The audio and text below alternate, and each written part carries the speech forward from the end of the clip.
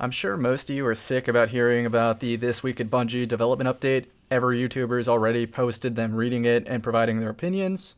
And I plan to do the same, except I did read this live on stream yesterday and have some initial impressions of what was on it. But today, I've sat on it, I've simmered, I went to sleep, and then I thought even more about it, wrote up some key points that I want to cover, so hopefully I'm not just rambling and instead providing an actual thoughtful opinion. Now, moving forward, I don't want to read everything verbatim, but I probably will end up, so without further ado, let's get started. Game director Christopher Barrett says, "Hey everyone, at the end of the year I made a promise that I would update you on our plans for Destiny 2. The team has been hard at work and we're ready to share where we're headed. We used to talk and wait about game updates until we were certain we could meet our deadlines to avoid letting players down if we change our plans. No longer, we aren't just listening, we are doing." Okay? I remember there was a point way back when in Destiny 1 where it was kind of a similar chain of events. They said nothing, and then they said something along the lines of this. I'm sure if I go back far enough, I could find almost that exact quote. But anyhow, let's continue.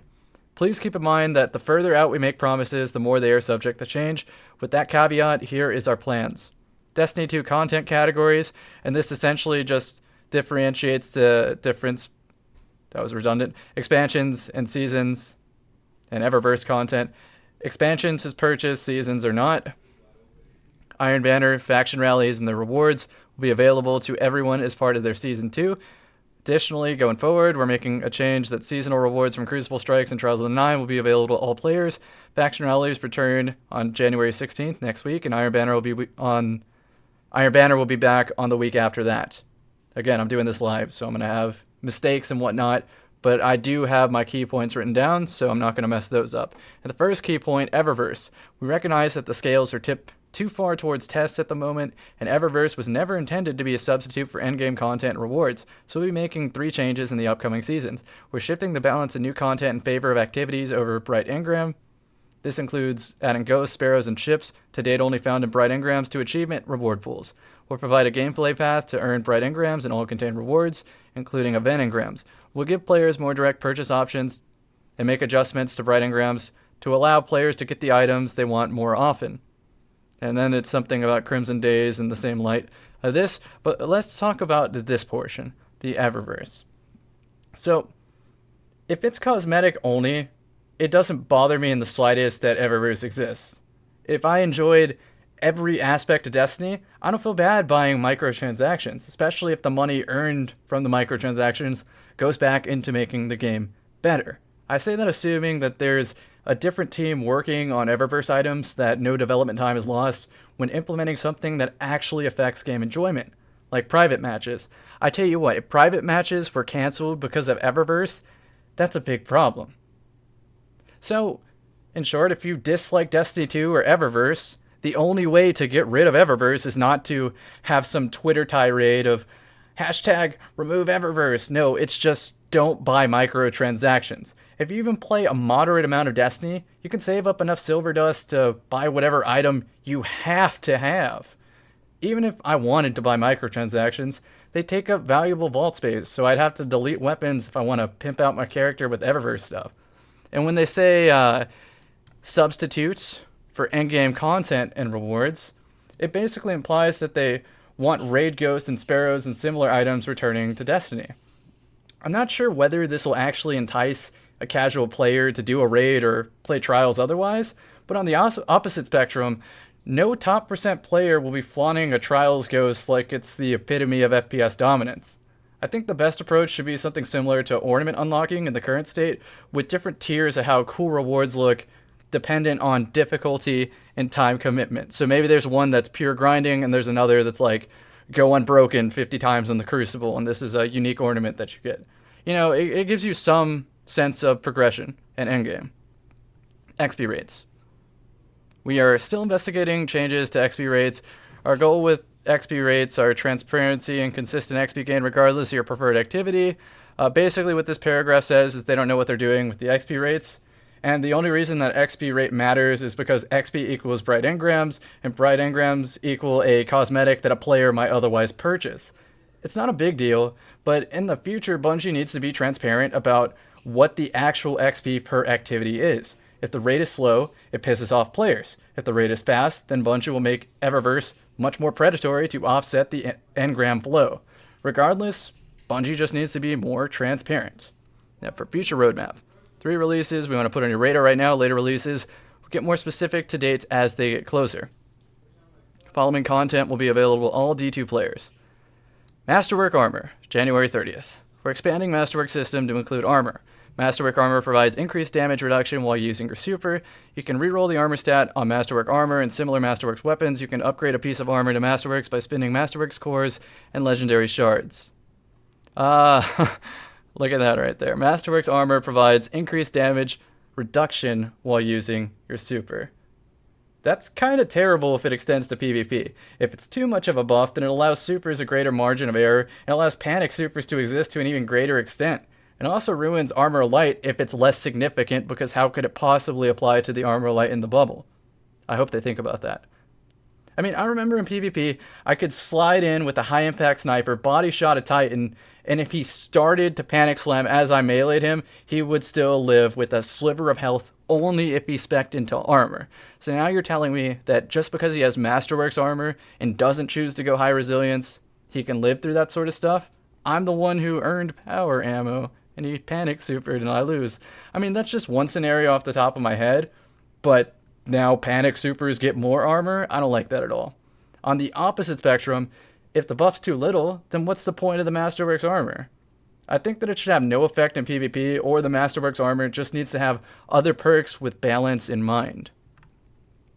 Raid reward rework, that's a mouthful. We're updating raid rewards to make them more unique and interesting. They will now feature raid mods with raid-specific perks, and we're adjusting the rewards to ensure that raid items drop from each major encounter. The raid vendor will also directly sell Leviathan and Eater of the World's armor and weapons for purchase with raid tokens and legendary shards. We're also adding a new ghost and raid-specific perks that have a chance to drop from the Leviathan and Eater of the World's final encounters. We intend to return to creating more raid and other activity-unique rewards in the future. This is the big one right here, of not only this section, but the entire TWAB, or update, or whatever. The raid vendor will also directly sell Leviathan and Eater of World's armor and weapon pieces for purchase with raid tokens and legendary shards. Now, call me crazy, but it's almost like after one of my first or second encounters at Volta Glass, and after not getting Hazen's Vengeance, that was a rocket launcher, for like 60 raid completions, that this should have been a system from day one. And I talked about it then. I even talked about it in this video. Let me make sure my volume's on. So after just saying that it takes way too long for a player to reliably gear up just because they're subject to RNG, this is what I said back then in 2016, 2 years ago. Underlying point to this is that if you're going to make a game loot driven, let me get some guaranteed loot so I can participate in all the content that I paid for. I don't want to grind out for 1 month just to be able to have access to a content because my raid drops didn't drop. Recently with the Taken King though, Bungie's had a pretty good answer to this with the mark system. Still though, even with the mark system, it takes a minimum of 1 week's playtime to become even barely PvP ready. PvP competitive ready. Okay, so the point of that video right there was to say that you could have terrible raid RNG and not be competitive in PvP simply because you had terrible raid RNG. Like the Midnight Coup hand cannon, I still don't have, and I would love to obtain that because I get shit on in PvP when someone kills my teammate and then gets a rampage perk on a hand cannon. That sounds pretty good. Now, it's not the reason I lose matches, but I would certainly have more fun if I had that gun. It's not of a big of a deal as it was in Destiny 1, where some guns were just drastically superior to others. But I mean, the bottom line is this was talked about years and years ago, and it's finally being implemented now. Sorry, there it is. I'm just saying. February update. Strike scoring plus high score tracking. Strike scoring is coming to Nightfall and replacing current time limit mechanic. The scoring is similar to Destiny 1 system, but with adjustments to emphasize competitive execution of strike objectives and support player selectable score modifiers. Player selectable keywords.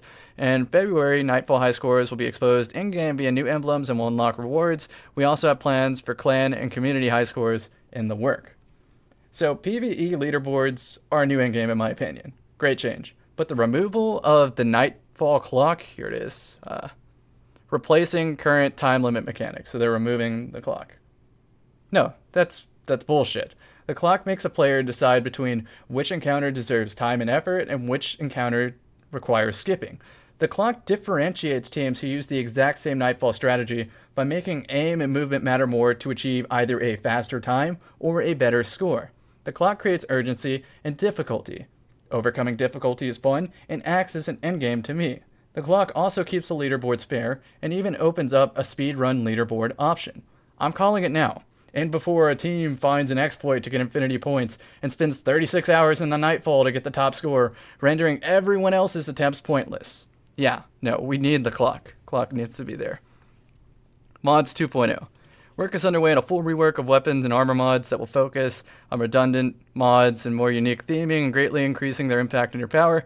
We're aiming for a February release, but the scope of the rework could push parts or all of it to early spring. We'll be evaluating how mods play into the Bright Ingram economy as a result, because we're sensitive to pay-to-win outcomes. So maybe you could just, I don't know, not include mods in Eververse? I'll comment more when I know more, but I think mod rework is a needed change. Just don't include it in Eververse. Quick play improvements. We're adjusting game mode rules to increase the pace of gameplay and power ammo acquisition in quick play. More power ammo makes the game less balanced, which should change perceptions about the quick play playlist, which is a good thing. Currently, quick play is agonizing to play because of terrible game modes. I get Supremacy 10 times in a row, and because skill-based matchmaking and stat tracking is in effect. I refuse to play competitive without a team of 4 because it's a guaranteed loss due to deserters, and playing competitive with a team of 4 leads to a waste of 15 minutes because the enemies leave the match and the other 1 or 2 players left refuse to leave the match and end it early. As a result, I'd rather play quick play than competitive. I'd play more competitive if I chose only to play Countdown, because survival's lame in my opinion. I'd also play more competitive if ranks are associated with it and only teams can find teams. Let's see, PC Tower Chat. This is going to be a long-winded one, so let me take a sip of water. We're adding text chat to the tower for the PC version of the game. Big rant incoming, so skip ahead if you don't want to hear about this. Anyhow, the decision to not have public chat in general saddens me. This implies that a conscious decision was made somewhere in the design process not to include it. Did the social developer think that gaming communities were too toxic for public chat, or was it just simply too difficult to create? In my opinion, the great friends that you can make through gaming far exceed any amount of toxicity that you choose to experience or that you choose to let you feel emotionally disturbed by. I personally want public chat in PvP matches to give a guy props for hitting a 6 shot, or to ask somebody about their loadout decisions that might improve my own game. This could lead to new teammates and new friends, and if someone's excessively toxic, I'd just mute them and block them or turn off public chat. Here's a novel idea. Why is public chat option not on by default? If public chat was that annoying to some people, they could just turn it off. It's much more difficult to convince somebody to turn on public chat because there's no way of communicating with them in the first place. There needs to be an Eververse emote that has a little neon headset pop up on your character and needs to have the text in the bottom corner that says, Cammy Cakes wants X player to turn on public chat, so that he can turn on public chat and I can send him some props. Or hate mail, but probably props. Seriously though, the whole choice not to include public chat defeats the whole purpose of an MMO, and Destiny is in some form an MMO. Developers don't need to protect gamers from a supposed threat. Video gamers need to take their own responsibility to learn to respectfully communicate and intelligently deal with toxic trolls. Use your brain or use the mute/block option. And nobody dare bring up sexism in my comment section, especially on this topic, because unlike real life, online, you could just mute or block your problems rather than deal with them head on. But Cammy, it's not fair to be a girl in a minority male entertainment medium. To that I say, remember that I was a male cheerleader, and I was harassed just for existing. I could have retaliated more than I did, but I just went about my business and ignored the toxicity. Rather than waste any energy complaining about it or wishing for a more fair system, I focused on getting stronger and becoming a better cheerleader. The more people that noticed how little fucks I had to give, the less people tried to find out.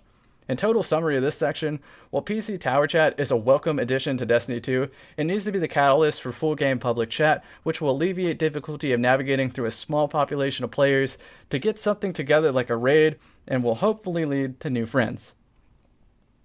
Damn, that was a lot. Exotic repetition reduction. Prevent players from receiving same exotics. Welcome change.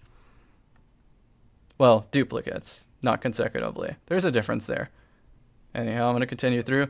Fire team members on destination map. You'll be able to see where your fire team is on the destination map. Not a big deal, but glad it's there. Here's Spring 2018 changes. We're taking the time we need in development of Expansion 2 that will allow us to react to recent player feedback from Curse of Osiris. In the coming months, we'll talk to you more about what you can expect to find in Destiny 2's next story. The team is eager to show you what they've been working on. Independent of Expansion 2, the team will deliver a number of new features that will be released before or during Season 3. Every player of Destiny 2 will receive new content in the following categories. Crucible. We want to give players more reasons to play more variety and balance improvements. Spring will bring a number of exciting and long-awaited features to the Crucible. Emphasis on long-awaited. Crucible rank. Beginning with Season 3, we'll introduce seasonal Crucible ranks. Keep in mind these are seasonal, they will reset at the end of a season. That's what that implies. There will be 2 different ranks for players to pursue. Valor, progression rank that goes up as you complete matches. Winning helps you move up faster, but there's no lost penalties. So in other words, this tells you who plays the most. Glory, a progression rank that goes up when you win and down when you lose. Performance is how you move up here.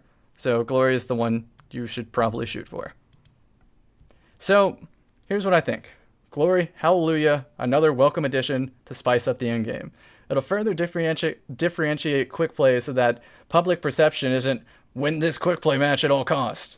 I can't wait to climb the rank ladder with my friends. I sincerely hope that the desire to win and rank up will show players that the generic perceived flaws of PvP balance are not an issue. I remember in the beta tournament for Destiny 2, every subsequent match had a new strategy employed to counter the previous. I suspect that rank play will bring out the same in terms of a meta shift without any actual balancing changes taking effect. In other words, I know I'm in an extreme minority when I say this, but I can comfortably attest to it because I run private matches with my friends to force skill-based matchmaking. I enjoy Destiny PvP at a high level, Destiny 2 PvP. And I think that it is, for the most part, extremely balanced and tactical, especially when compared to the ability spam instant kill fest that we call Destiny 1. You can feel free to disagree with me, but I rarely lose a gunfight or a match and feel cheated. In Destiny 2, the other player was individually better, or had better teamwork, or a combination of the two. It's really that simple, and it's my opinion, so feel free to explain your opinion in the comments section. Here we go. This is also like the highlight here. We're getting private matches. Private matches. They're coming to all players of Destiny 2. Players will be able to invite their friends to play in the map and mode of their choosing. Now, judging from this picture alone, I've looked at it for a long time, it doesn't seem like there's a lot of custom options. So it's basically just pick your poison Destiny edition. But, private matches. Where the hell were these at launch? Just to be able to have a no-Johns PvP match, it requires my friends to swap to European servers, match state hosts, and then count down and attempt a match. It still blows my mind that out of all the things not here at launch, private matches were not one of them. Why make PvP more balanced and competitive if you give players no option to truly find out who's a better team? On the opposite end, if players are sick of being pub stomped in quick play or sick of useless teammates, then why can't they circumvent this by putting a lobby of friends together who only want to use Cold Heart? The amount of endgame private matches can provide is limitless. Even if only 1% of the population uses it, way more than 1% of the population benefits because the competitive community and content creators' unique videos will be a driving advertisement to bring in new players to the PvP landscape. I'll go ahead and stop this rant here, but I'm really just overjoyed that somebody realizes that private matches are important enough to include at this point. Why were they not here? 6v6 playlist. We're bringing 6v6 PvP to Destiny 2, in addition to the current 4v4 game modes. So, not a long-winded one. If the game isn't balanced for 6v6, don't expect it to be balanced for 6v6. I know that people will still complain in the future anyway. I know that I'll hop into a random PvP streamer and I'll hear, "Ugh, these kids keep farming me off spawn." It'll be fun if you don't worry about winning, though. So, Shores of Time existed in Destiny 1, so I'm thinking that the 6v6 playlist needs a high percentage chance of playing on big maps in Shores of Time. And for novelty's sake, they should put a small map in there at like a 1% ratio so that players can cherish the mayhem. I think it'll be funny. Like if you get a map like Anomaly, again, maybe that'll come back, who knows. And speaking of mayhem, I only played a couple matches before I realized that people felt inclined to spam infinite Nova bombs, to which I asked, why do people like that even play a video game? And I say that here because, like, I'm going to highlight it. Mayhem will return as a limited time event during Season 3 and going forward, but I'm going to go on my tangent and talk about Nova Bomb spammers. Seriously. Mayhem's about mindless fun. It's not about winning. If you spam Nova Bombs, you lock down an entire section of the map in a kill-based game mode. If the enemy has no chance of killing you, there's no thinking, no skill, and little effort go into winning a match using infinite Nova Bombs. It makes it so that if you use infinite Nova Bombs, the enemy has to resort to using it too, or they just leave the match. If multiple people are using the glitch, then it's no longer a video game. You might as well not play games if you think that you deserve to win for having to do nothing. Movies exist for a reason. They require no input from the viewer. So next time that you feel like you have to dilute the game by using a glitch, consider watching a movie instead, or risk being branded an asshole for ruining other people's time. I'll touch on this in a later video, but it honestly intrigues me. Why do people use these glitches? I've been told by subscribers that it makes them feel more powerful. Is this the power fantasy everyone seems to be chasing?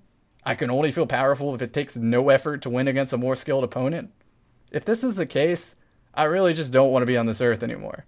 And on the flip side, if everyone is stupidly powerful, then nobody's powerful. Let's say we're betting on the winner of a Mayhem match. I'd argue that it's just as likely for a no-name to beat Triple Wreck if everybody in the lobby is spamming infinite Nova Bombs. I'd also argue that it's possible for a no-name team to beat Triple Wreck if everyone in the lobby is using Promethean Lens solely because of the random nature of the gun. I think I've said this enough on the topic, so I'll talk about it more in another video, but I just really want to know your thoughts. In a competitive player versus player experience, should power be given or earned? Alright, back on subject regarding additional Crucible fixes. I hope that melee registration after 3 years of shortstops finally gets improved. And we're back. Additional highlights. Weapons and ability pass. Sandbox adjustments based on player feedback and data from the live game. The Sandbox team will share specifics as we lead up to Season 3. So this is the part that truly scares me. The adjustments are based on player feedback and data from the live game. And you might have noticed a very loud vocal majority. All I can think is the forum post of Mida Uriel's and the Destiny 1 system was better. I mean, it scares me because I can only think of one Destiny meta where I had 3 totally different options for top tier loadouts. In Destiny 2, I could easily think of 10 or more drastically different loadouts that I'd bring into a tournament. Let's check my dim. Alright, so you could probably go like Mida plus any other weapon, Antiope plus a scout, pulse or auto, Vigilance Wing plus Traveler's Judgment, Cuboid Last Hope, Home for the Lost plus Fighting Lion, Better Devils plus Black Scorpion, Purpose plus Jack King Queen, Nightshade plus Phosphorus, Stern plus Drong, Crimson plus Mananan, Azimuth plus Risk Runner, New City plus Darkest Before, Athelflaed D plus The Number, Sweet Business and the Allegro Hand Cannon, Dire Promise plus the Rattler, Old Fashioned with literally anything, West of Sunfall 7 plus Inaugural Address, Einstein D with the Restoration VI. You see High Impact Pulse plus a Quick Draw Auto means you do one burst to the Pulse, then Quick Draw to the Auto after popping in and out of cover, therefore giving you advantage when you have the Auto Rifle. There'd be Good Counsel plus the Death Adder because both guns have hipfire, and if you're on a PC, hipfire is very important for keeping your radar up and your stray speed up. And you can even go like, if you're not very creative, Nameless Midnight plus Positive Outlook, so that you're pretty much geared for any distance once you have a kill clip enabled. Now with all those that I said, am I being disingenuous with that list? If you utilize cover, teamwork, hit the majority of your shots while strafing, and pick the correct loadout for the map size and playstyle so that you minimize your loadout weakness and maximize the strength when compared to other loadout choices of your teammates and enemies, then, and only then, will you be able to use more than your preconceived idea of just Mida and Uriel's. Let's contrast this to Destiny 1. Seriously, let me go find it. There it is, Carry Cakes. Wait, do I have an Xbox One too? Yeah, this one's better. Whoa, that's the wrong one. Okay, so maybe my Xbox One isn't logged in right now. That's no big deal. We can still look at this one. You would have No Land Beyond plus Wormwood, Palindrome plus Icebreaker, Blind Perdition plus Matador 64, Palindrome plus a Dreg's Promise or a Trespasser, Doctrine of Passing plus Saladin's Vigil, and probably Mida plus Wormwood if you weren't creative. I intentionally chose weapons that didn't require crazy RNG to obtain a decent roll. when you consider how much deadly a loadout could be if it had certain roles, it kind of saddens me, because that was the game we're in. For instance, a Wormwood could be substituted by an Iron Wreath with a Pendant Magazine, Rangefinder, and Battle Runner. A Palindrome could be substituted by an Ias Luna with Rangefinder and Hidden Hand. It could even be replaced again by a Fulcrum with Lucky and Final Round. A Blind Perdition could be replaced by an Aegis Reef with Quick Draw, Counterbalance, and Injection Mold, being the fastest, snappiest, most accurate pulse possible. And a Saladin's Vigil could be replaced by a Darkblade Spite if used Ophidian aspects and had replenished rangefinder and knee pads so that you could have a crazy long-distance killing fusion rifle with the ability to quick draw it and slide further. Am I being disingenuous with my Destiny 1 list? In Destiny 1's balance, there were 12 weapons I listed, like archetype-wise, that had competitive value. In Destiny 2's balance, there's around 50 weapons that could be argued to have competitive value. I mean, the big number difference you get is clearly from the fixed weapon rolls, but my point remains. We have more options for different loadouts in Destiny 2. Let me see if I can show you what I mean. Okay, positive outlook. Has kill clip, explosive potential. Number, longest range of any auto rifle. And if you use a controller, go Jianshi, because it has a scope. What else? Where's the Uriel's Gift? Oh, it's in my trash pile. Uriel's Gift. Tap the trigger and hip fire. Great on a controller. It may provide perceived flinch, but I've done the testing. It's not too significant. And where are the rest of them? This one, Jianshi AR1, is the only one of the 450s that provides lightweight frames, so you can move faster. Origin story. This one has Rampage. Yeah, that's what I was going to say. So only 450 that has Rampage. Cuboid has a perk that makes it work better with the controller, and great all-around base stats. I mean, they're all the same archetype, but I can think of an individual reason to use any of them. Whereas if you just look at the AS Luna, Palindrome, and that entire hand cannon archetype, there's really only just one. Once you have a perfect AS Luna, you don't need any of the other guns. So before you flame me in the comment section, ask yourself this. If I was allowed to use any of the listed meta weapons and archetypes, and you weren't, which version of Destiny would you stand a better chance of beating me, assuming abilities don't exist? I'll repeat that again. If I was allowed to use any of the weapons I mentioned, and you weren't, which version of Destiny would you stand a better chance of beating me, assuming that abilities don't exist? Said it twice for emphasis. It's still going to appear in the comment section. Let's go back to this. It did say ability balance here, so I guess I have to talk about abilities. While it's certainly more balanced in Destiny 1, there are a few outliers that need to be brought in and others brought up. I can easily say that Arcstrider needed a super mobility bump, and console invis, aim deflection, needs to be slightly toned down. As for exotic weapons and armor balancing, I can think of a lot of ways to make certain exotics stand out. Ophidian aspects easily stand out as the best, and something like Mechaneer Trick Sleeves stand out as the worst, so I'm curious as to what Bungie comes up with. And this is going to be another big tangent here, but it's on the whole point of ability, weapon balance, and PvP balance in general. Someone tagged me on Twitter with this. This shit. This shit. This shit. Where's this?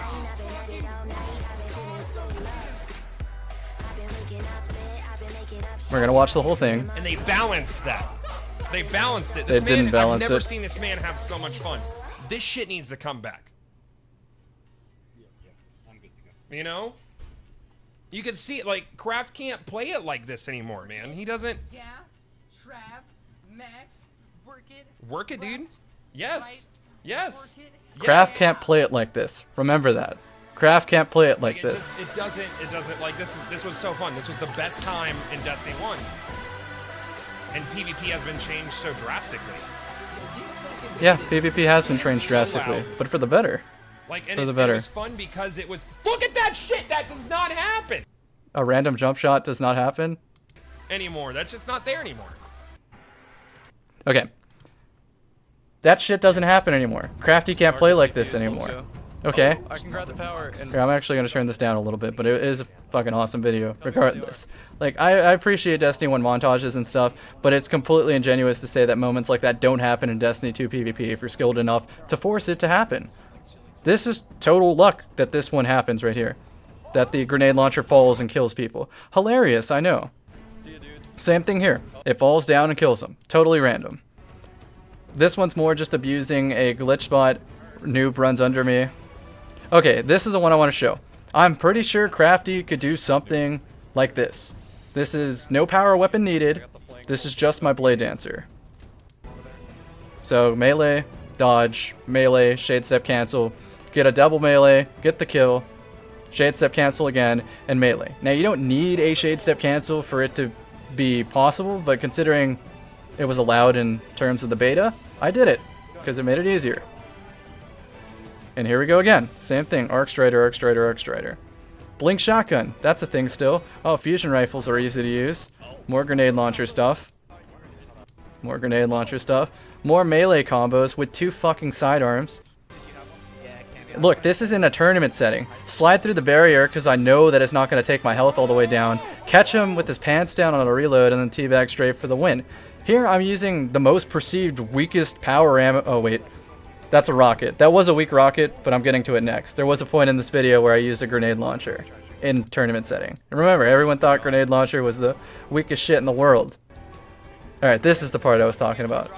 Using a grenade launcher in a tournament, everyone still thinks grenade launchers are weak, minus the colony and play of the game. Still. Sniping. Oh, Crafty can't snipe anymore. No, he certainly can. It's the same thing. You just have to be smarter about picking your snipe shots. Nobody was looking at me. I couldn't have possibly got flinched. More sidearm action. Oh, this part's funny. I'll just leave it in for a laugh. Look at how the throwing knife curves because of aim assist. I probably should have made this full screen. I apologize for that. A golden gun quad. Oh, supers are still definitely powerful. And don't think that this is just in the beta. I mean, this is only a week I had. This play right here is fucking smart and uses the weak rocket launcher that nobody liked in the beta because you only got 1 bullet. Jumps out. Teammate tells me that they're going to defuse now. They both idiotically stand on it, I guess to worry about team shotting me. And then they both die. And since I died at the same time they died and the bomb was about to go off, we end up winning. That's a fucking crazy moment when you think about it.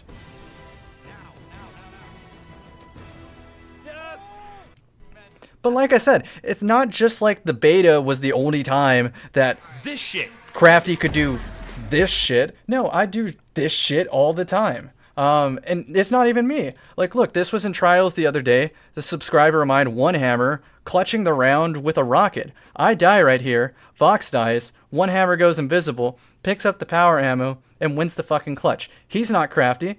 He still can do it. He still can pull off the big plays. I don't care if he had to have rockets. He earned that power ammo because the enemies ignored it. Enemy gets a revive. He gets kill. Slides out for the defuse. Hits a grenade so he's damaged. Wins the melee trade. And then gets the defuse. Look right here. Technical skill. I actually need to mute this so I don't get copyrighted. Right there. Just keep sword hilt comboing people. It's easier to do with a controller, but you can still do it with mouse and keyboard. That's a fun thing to do. But it's not like I don't practice this shit so it looks broken in-game. Here, look at me practicing strafe to jump sword cancel, switch weapons, and immediately fire. You can see this come out sometimes with, let me see. Here's a good clip for that. Here's where I do this in a game. And I actively practiced it outside of PvP. I practiced this shit in PvE, and I fully earned the fact that this clip looks great. Get the dodge, sword hilt, redirect. Guy misses his shots, slide out, and with team fire from the teammate, get the kill. You don't see that. And just, I can do this. Crafty can do this. Nobody's stopping you from sniping, then immediately going into cover so that if they shoot at you, you don't get flinched the next time that you pop out. Look at how quick this is. And what makes this clip even better is that I'm just casually talking to my friends. I'll be quiet so you can listen. Right. I totally get that. I want to understand. At the end of the day, I want to understand what people. Everyone values something different about this game. And I value sniping. Yeah, for me it was the gunplay. For you, I could imagine it's similar. A lot about the gunplay and uniqueness. Everyone values something different from this game. And then I just cheekily say I enjoy sniping as I get a headshot. That's hilarious. And this game you can have fun in. It's not like fun is restricted to Destiny 1. Look at this. This is the time I saved up 16 prospector shots. A nuclear explosion goes off. And then I kill a sentinel. Hilarious when you think about it. Wow, that was the best. And then here's Trials with the Fun Police. This is on console too, so don't tell me that this shit only happens on PC. Okay, Fun Police coming in, luring. I pop the bubble. I jump up so that I'm exploiting the edge of the bubble. I throw a rally barricade so I don't have to reload. And then I fire non-stop, killing the entire enemy team and even preventing a defuse. This is purely for fun. This is overkill at this point, but don't ever tell me that Destiny 1 is the only game that you can have fun in, because that's just not fucking true. And then here, guy puts up the shield. I have enough time to break it. Look at the tension. Still gets it. Fallout, no Nova Bomb for you. Hilarious. Hilarious. I just don't think it's fair that you can say Destiny 1 was fun when there's so many moments in Destiny 2 that also make it fun. I'm sure I had more to talk about, but I just didn't write any highlights out on the list. So back to this stuff, tangent aside. Exotic weapon and armor balance pass. For exotic weapon, no, I've talked about this, you're right. Let's see where I'm at. Playlist repetition reduction, that's where I was. I probably skipped talking about this, but it's not a big deal. This feature resolves problem of experiencing the same playlist entry multiple times in consecutive or frequent succession for both Crucible and Strikes. Considering that I get Supremacy in the same maps too often, I like the ability to choose game modes in a rotating weekly playlist system, kind of like D1. I play Countdown when it's available and Zone Control when it's not, and then if it's not, I'd probably play private matches all day otherwise. Endgame player pursuits. We agree with your feedback on imbalance between achievement and bright engram rewards, and we'll be making adjustments to shift more rewards into specific endgame pursuits instead of generic XP grinding for bright engrams. We're excited to share the details as soon as we have them worked out. Multi-emote, of course, and then vault space, the big one. We're adding an additional 50 slots to player vaults. We don't believe that adding more space is a complete solution and are actively working on other changes to reduce load on your vault space. We're adding exotic accessory tab to vaults. You no longer need to spend vault space on exotic ships, sparrows, and ghost. This is clearly a temporary fix. They need to implement a lot more space or legendary armor and weapon kiosks. And there needs to be more inventory for mods and shaders. How the fuck could this have been an issue when it's popped up for every single season of Destiny as an issue? This game couldn't have been designed with this in mind, right? If this was the first occurrence of not accounting for space or hardware, or if limited vault space is a conscious design decision, then I'd be a bit more relaxed about it. In D1, the excuse was last generation console hardware limits the amount of space on new generation. And knowing that the game would be created exclusively for new gen, why is vault space still an issue? Furthermore, PC doesn't have as much of a hardware limit, so why can't PC have infinity vault space if PS4 and PC can have different hand cannon mechanics? I guess I'll talk about this more in a year when vault space is inevitably an issue again. PC Clan Chat talked about that ad nauseum. Heroic strike changes, that's great. And then Vault 28 or sooner. Item collections and records, weapon slot and archetype improvements, additional playlist, Rumble. Guess I'll talk about Rumble. Not really sure what to expect here. They need to make 100% sure that Rumble is a solo-only playlist, no fire teams. I'm not sure if adding rank to Rumble is a good idea because of the random nature of matches. I've maintained a top 100 status in at least some points in the Destiny 1 season, so I can attest firsthand that boosting will happen regardless. And since boosting ruins the integrity of a ranking system, I'd like to see Rumble more in line with the quick play philosophy, so it's promoted as a game mode to practice your shot and not worry about teammates. I guess a good compromise would be to have a rotating Rumble playlist. There could be a permanent ranked Rumble and rotating Mayhem and Quick Play Rumble, but regardless of what's implemented, free-for-all is a ton of fun, so I'd settle for just a ranked Rumble. But why stop at Rumble? Let's add Inferno, Rift, Capture the Flag, Oddball, and King of the Hill.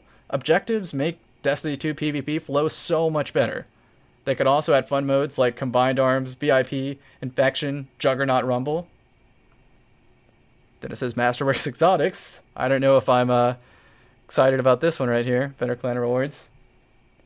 So, Masterworks Exotics, I'm going to get that +1 magazine Fighting Lion. I'm joking. Anyway, I prefer that Exotics, no Masterworks on Exotics, is basically what I'm getting at. The weapons are exotic. There should be a trade-off loadout decision to choose between Masterwork Legendaries or normal Exotics.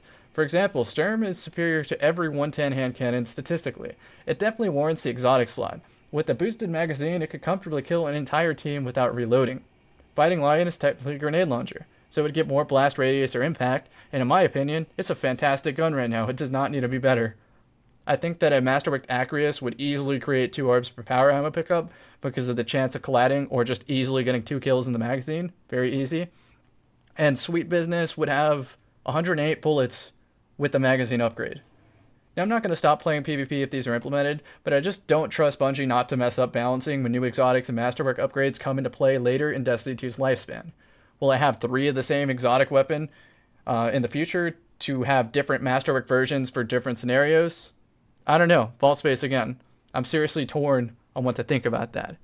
Then Pinnacle improvements, Trials of the Night improvements, shaders dismantling future guided games, and then addressing solo versus fireteam matchmaking. So how about a freelance playlist returning on rotation? I think that's it. Final notes. Expect to hear more from us via Bungie.net, Twitch, and social media. We'll be talking to you more directly and more often. As promised, I want to thank our community for all the passionate and detailed feedback you provide. It's critical to our ability to continually improve Destiny. So thank you. Talk to you soon. Christopher Barrett. They need to stay true to their promise of not just listening, doing. I tried my best to provide some passionate and detailed feedback. Hope you guys enjoyed it. Sorry if I messed up a little bit towards the middle, couple failed sentences and so on. You got to forgive me. This is a live commentary. Thank you guys.